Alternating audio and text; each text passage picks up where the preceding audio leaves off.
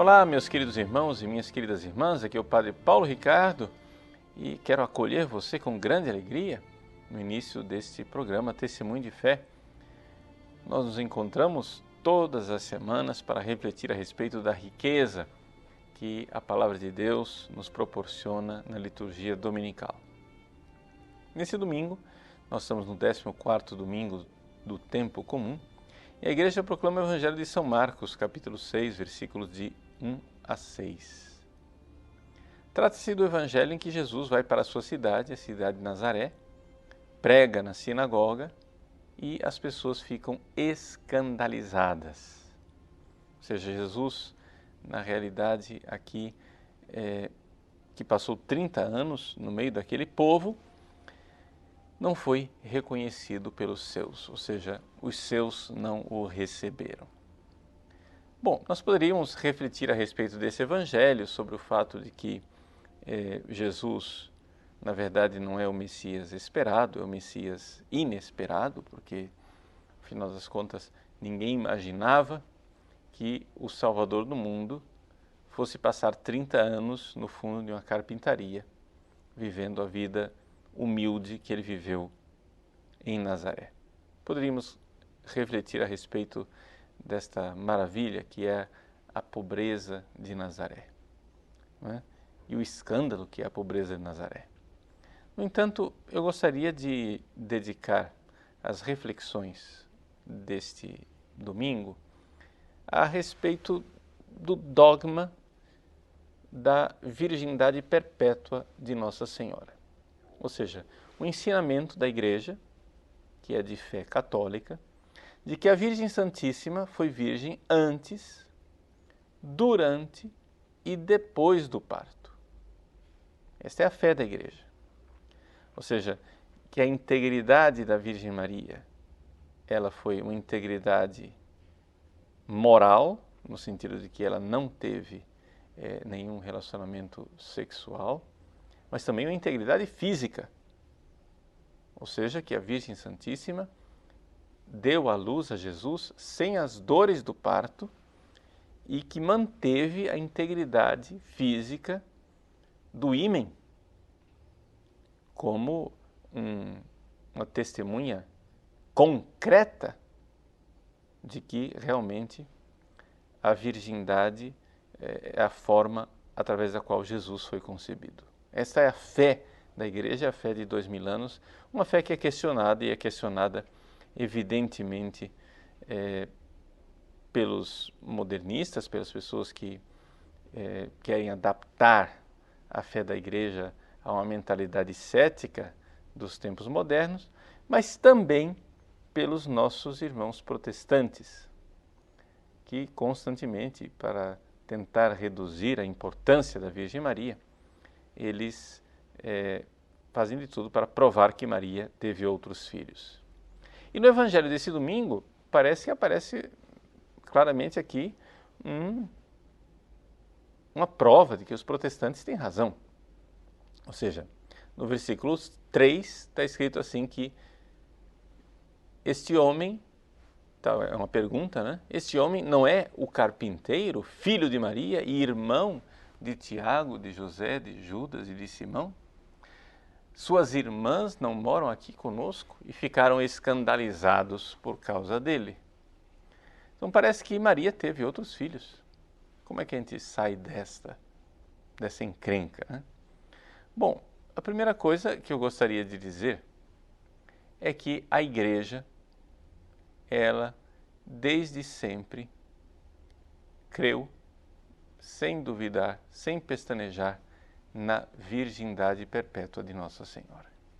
É interessante notar o seguinte: a Bíblia fala de irmãos de Jesus, mas a Bíblia não fala de filhos de Maria, outros filhos de Maria. Então, estes irmãos de Jesus não são filhos de Nossa Senhora. Que explicação se dá para estes irmãos? Aí já se pode entrar em outras conjecturas, etc. Mas o fato é que nunca se diz que esses irmãos de Jesus são filhos de Maria. E aqui a prova, poderíamos aqui argumentar com a Bíblia em vários versículos possíveis. Acho que a forma mais direta, né, é mostrar que dois desses irmãos, né, Tiago e José, que são chamados de irmãos de Jesus, não eram filhos de Maria, com muita clareza, porque no Evangelho de Mateus, capítulo 27, versículo 56, né, está dito que eles são filhos de uma outra Maria, discípula de Cristo. Né? Esta outra Maria, conforme está escrito lá em Mateus 28:1, né, nós não sabemos com exatidão qual era o parentesco dela com Jesus, mas era uma parenta de Jesus que tinha esses dois filhos, Tiago e José, apresentados como irmãos de Jesus, e evidente não eram filhos de Nossa Senhora. Bom, isso basta para a gente tirar aqui do caminho essa afirmação de que a palavra irmão aqui quer dizer irmão de sangue.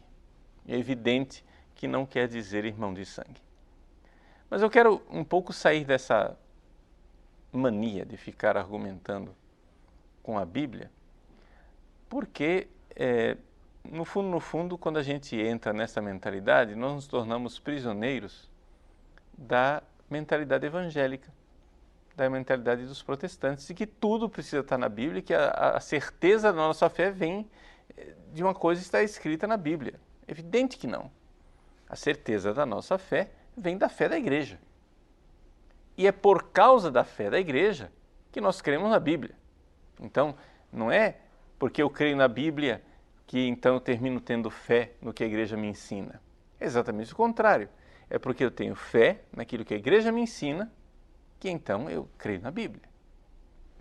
Esse é o caminho católico, porque Jesus, o Verbo encarnado, a palavra de Deus que se fez carne, ele não escreveu nenhum livro, mas ele iniciou a igreja. Ou seja, a igreja que é este mistério do corpo de Cristo encarnado ao longo da história. E a igreja sempre creu na virgindade de Nossa Senhora. Existem inúmeros concílios que atestam isto, inúmeros padres da igreja que atestam isso, e não é muito difícil de a gente provar esta fé da igreja na virgindade perpétua de Nossa Senhora. O concílio de Latrão, de 649, que foi presidido pelo Papa Martinho I, não é? Põe com toda clareza, né, a virgindade de Maria antes, durante e depois do parto.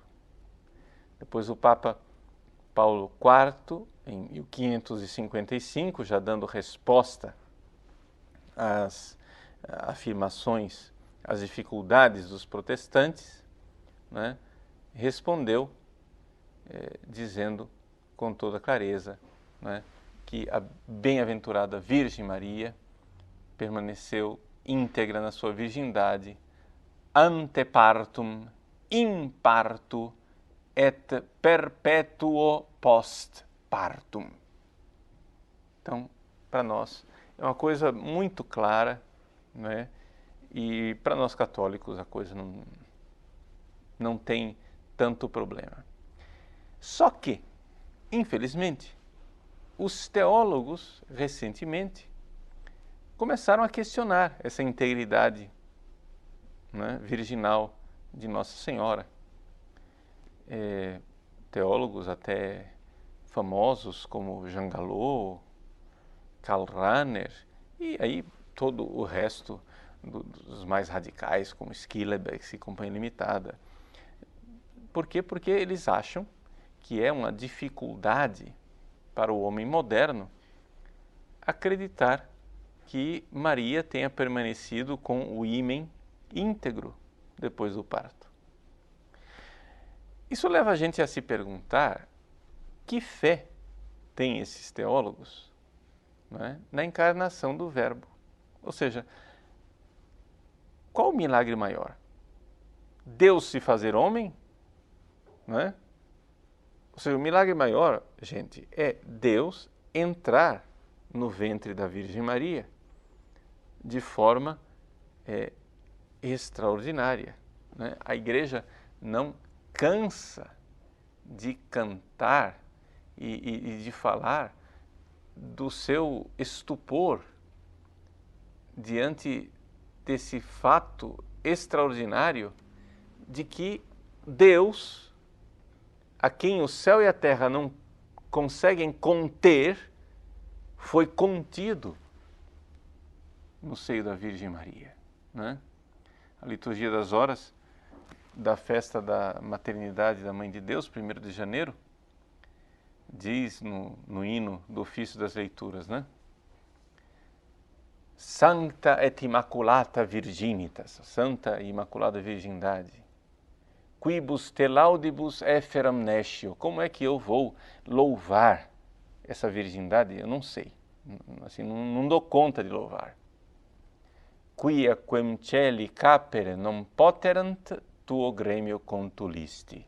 Então você carregou no teu seio, no teu ventre, aquele a quem os céus não podiam conter. Então é evidente que o mistério da encarnação é um abismo. É um abismo. E que Deus tenha querido preservar a sua Mãe Santíssima, não é? Sem que ela tivesse relações com outra pessoa. Isso daqui é uma coisa tão evidente que a gente fica se perguntando como é que a gente pode pensar o contrário. Santo Tomás de Aquino argumenta com toda clareza na Suma Teológica, dizendo quais são as razões que nos levam a crer que Maria foi virgem antes, durante e depois do parto. Ele diz assim, a primeira coisa, né, é que isto deve ser assim para honrar a Deus Pai, né? Porque assim como Deus Pai tem um único filho, convinha enormemente que a Virgem Maria tivesse um único filho aqui na Terra, né? Segundo ponto, a dignidade do Espírito Santo. Uma vez que o Espírito Santo santificou o ventre da Virgem Maria, como é que nós vamos imaginar que aquele corpo santificado de forma extraordinária seria agora usado para outras finalidades? É como se, veja só, a gente pega um cálice, consagra o cálice, né, para usar na missa. E qualquer um fica escandalizado que depois alguém vai pegar o cálice da missa para tomar cachaça. Não que tomar cachaça seja pecado, não é isso. Mas é uma profanação, um objeto que foi separado, né, para uma finalidade tão santa, agora ser usado para uma atividade vulgar. Então, como é que o próprio Espírito Santo, santificando o ventre da Virgem Maria, agora nós vamos conceber que as coisas sejam assim? Vejam, eu estou aqui argumentando, mas a nossa fé, ela não se sustenta com esses argumentos, tá? É o contrário.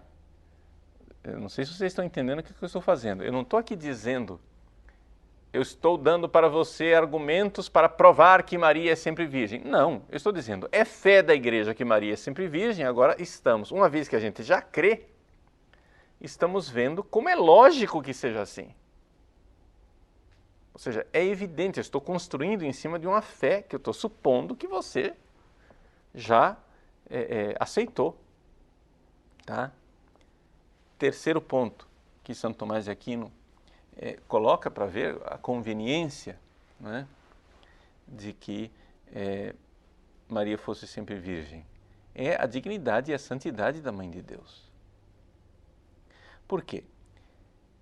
Porque como é possível imaginar que uma mulher que deu à luz ao próprio Filho de Deus não estivesse satisfeita com aquilo e ainda procurasse satisfação sexual em outro lugar.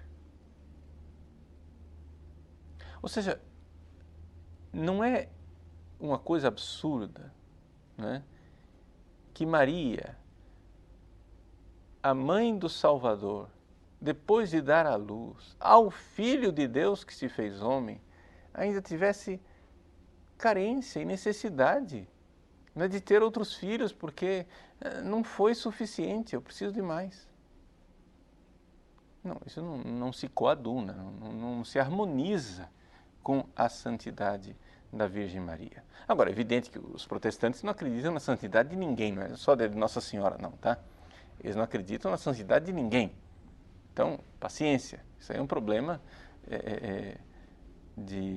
da teologia protestante que não convém aqui a gente agora querer responder a tudo, mas é triste que seja assim, porque se eles não acreditam na virgindade e na santidade de Maria, né, é também evidente que eles não acreditam nem na santidade e nem cultivam a virgindade de ninguém. Ou seja, embora a Bíblia, o Novo Testamento, que eles dizem que veneram, tenha em grande apreço a virgindade, não é? Por quê? Porque são inúmeros os testemunhos de apóstolos que guardaram a virgindade, do próprio São Paulo, que elogia a virgindade. Então, se a própria Bíblia fala da virgindade, não é estranho que uma religião que se diz bíblica não tenha ninguém que guarde a virgindade?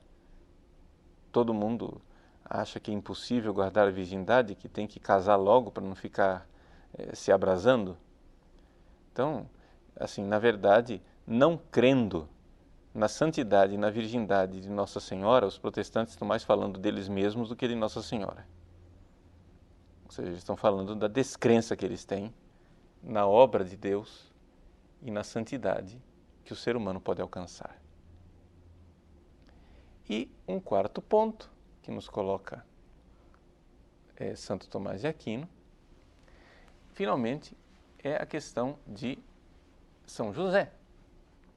Ou seja, a santidade de São José, que teria aqui, seria um presunçoso de querer agora, depois que ele recebeu a revelação do anjo de que aquela criança foi concebida pelo poder do Altíssimo, agora ele querer violar aquele templo santo com a relação sexual. Ou seja, as coisas é um absurdo atrás de absurdo. Então,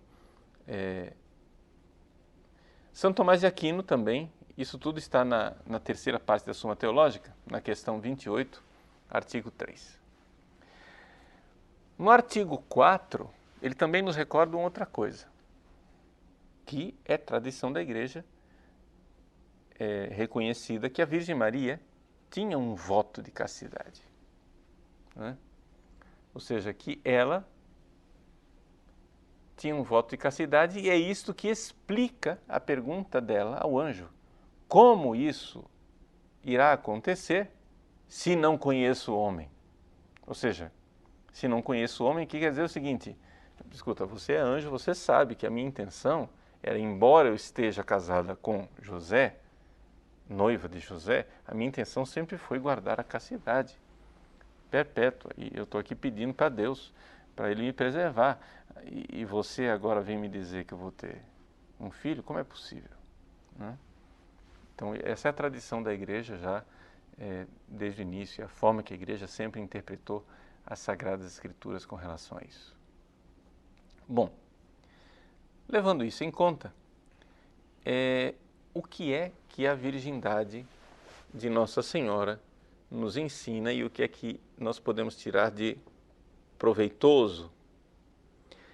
Aqueles que quiserem aprofundar, né, existe um discurso do Papa São João Paulo II, feito no dia 24 de maio de 1992, onde ele esteve na região italiana da Campânia,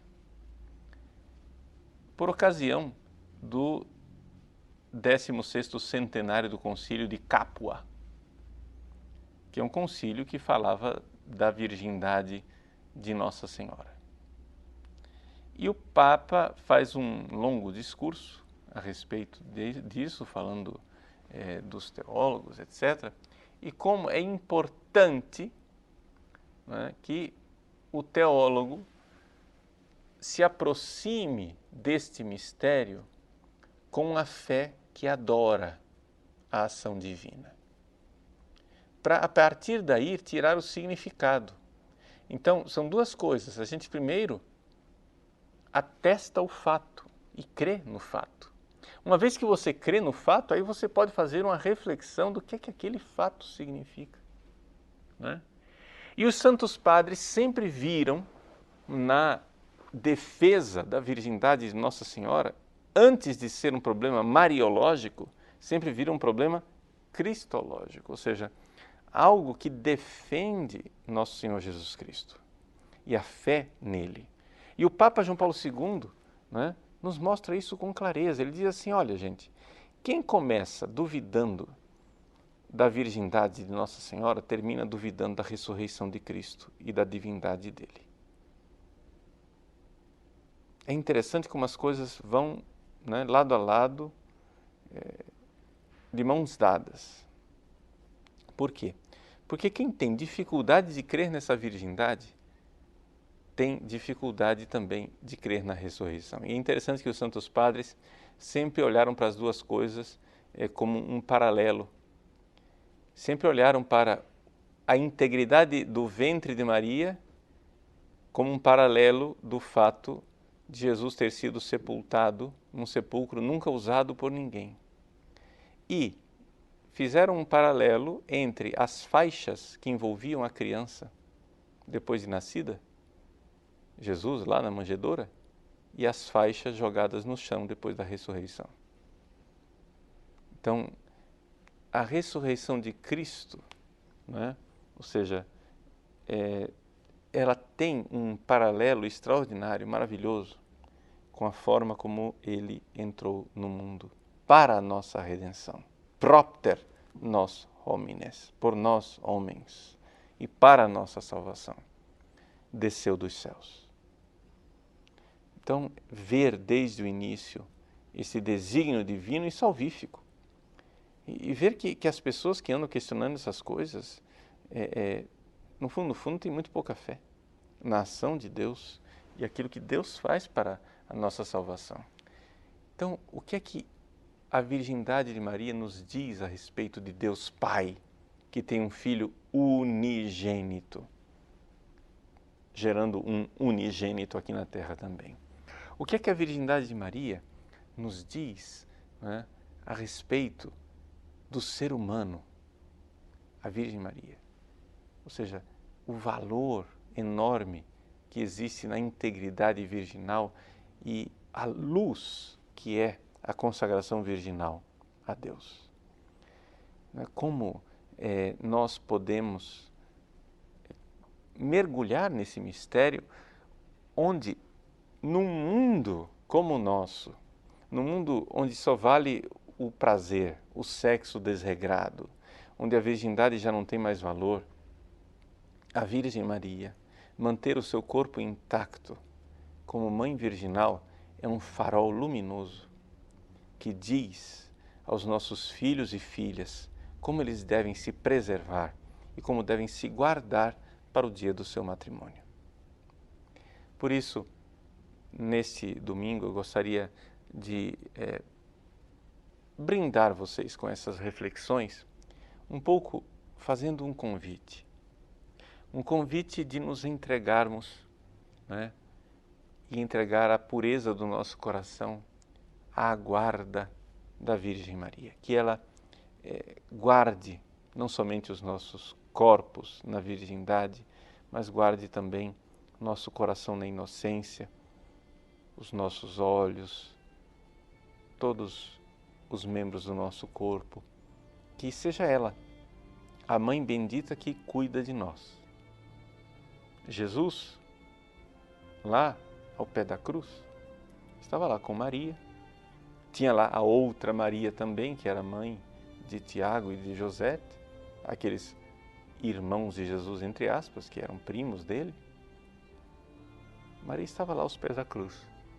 E aos pés da cruz recebeu, então, finalmente, não somente Tiago e José, mas todos nós, como seus filhos, mas filhos adotivos. Não filhos saídos do seu útero, mas filhos entregues ao seu coração. Eis aqui. Maria nos recebe no seu coração e irá cuidar de nós como mãe bendita, como mãe virginal, como mãe que realmente recebeu de Deus a missão de travar a última batalha com o dragão, juntamente com o restante dos seus filhos. Porém, inimizade entre ti e a mulher, entre a tua descendência e a sua descendência. Sim, Maria teve muitos filhos, numerosos filhos, mas não biológicos. Os filhos nascidos da cruz de Cristo. Em nome do Pai, do Filho e do Espírito Santo.